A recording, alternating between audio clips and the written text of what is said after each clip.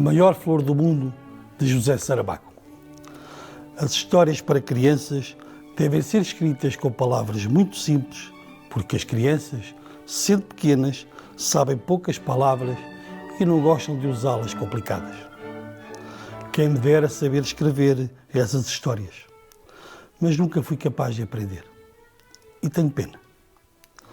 Além de ser preciso saber escolher as palavras, faz falta um certo jeito de contar, uma maneira muito certa e muito explicada, uma paciência muito grande. E a mim falta-me pelo menos a paciência, do que peço desculpa.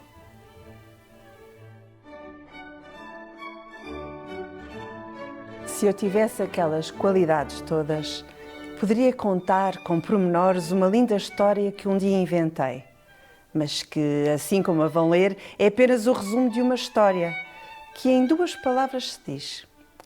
Que me seja desculpada a vaidade, se eu até cheguei a pensar que a minha história seria a mais linda de todas as que se escreveram desde o tempo dos contos de fadas e princesas encantadas. Há quanto tempo isso vai?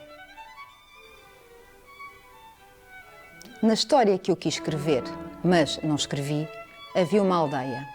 Agora vão começar a aparecer algumas palavras difíceis, mas que eu não souber, deve ir ver no dicionário ou perguntar ao professor. Não se temam, porém, aqueles que fora das cidades não concebem histórias nem sequer infantis. O meu herói menino tem as suas aventuras aprazadas fora da sossegada terra onde vivem os pais. Suponho que uma irmã, talvez um resto de avós e uma parentela misturada de que não há notícia.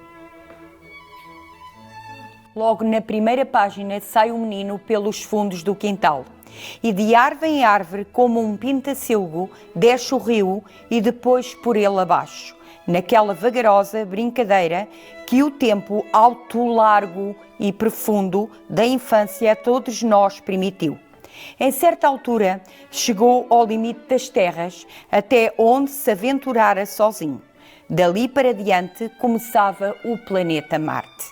Efeito literário de que ele não tem responsabilidade, mas com que a liberdade do autor acha poder hoje aconchegar a frase: dali para diante, para o nosso menino, será só uma pergunta: vou ou não vou? E foi. O rio fazia um desvio grande, afastava-se. E de rio ele estava já um pouco farto, tanto que o via desde que nascera. Resolveu cortar a direito pelos campos, entre extensos olivais, ladeando misteriosas sebes cobertas de campainhas brancas, e outras vezes metendo pelos bosques de altos freixos, onde havia clareiras macias sem rasto de gente ou bicho, e ao redor de um silêncio que zumbia e também um calor vegetal, um cheiro de cal sagrado de fresco, como uma veia branca e verde. Oh, que feliz ia o menino! Andou, foram rareando as árvores e agora havia uma charneca rasa, de mato ralo e seco, e no meio dela uma inóspita colina redonda, como uma tigela voltada. Deu-se o menino ao trabalho de subir a encosta, e quando lá chegou, que viu ele? Nem a sorte, nem a morte, nem as tábuas do destino. Era só uma flor, mas tão caída, tão murcha, que o menino se achegou de cansado. E como este menino era especial de história, achou que tinha que salvar a flor. Mas que é da água? Ali, no alto, nem pinga. Cá por baixo, só no rio, e esse que longe estava. Não importa. Desceu o menino a montanha, atravessa o mundo todo, chega ao grande rio Nilo, no côncavo das mãos recolhe quanto de água lá cabia. Volta ao mundo a atravessar. Pela vertente se arrasta 3 gotas que lá chegaram. Bebeu-as a flor sedenta. 20 vezes cai lá. 100.000 viagens à lua. Ao sangue nos pés descalços, mas a flor aprumada já dava cheiro no ar e, como se fosse um carvalho, deitava sombra no chão. O menino adormeceu debaixo da flor.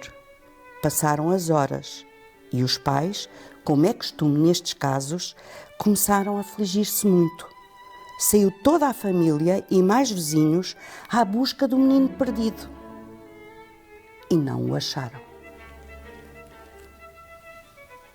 Correram tudo já em lágrimas tantas.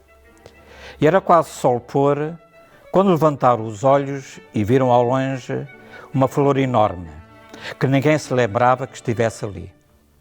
Foram todos de carreira, subiram a colina e deram com o menino adormecido. Sobre ele, resguardando do fresco da tarde, estava uma grande pétala perfumada com todas as cores do arco-íris. Esse menino foi levado para casa, rodeado de todo o respeito, como obra de milagre. Quando depois passava pelas ruas, as pessoas diziam que ele saíra da aldeia para ir fazer uma coisa que era muito maior do que o seu tamanho e do que todos os tamanhos. E essa é a moral da história. Este era o conto que eu queria contar. Tenho muita pena de não saber escrever histórias para crianças, mas ao menos ficaram sabendo como a história seria e poderão contá-la de outra maneira, com palavras mais simples do que as minhas, e talvez mais tarde venham a saber escrever histórias para crianças. Quem sabe se um dia virei a ler outra vez esta história, escrita por ti que me lês, mas muito mais bonita.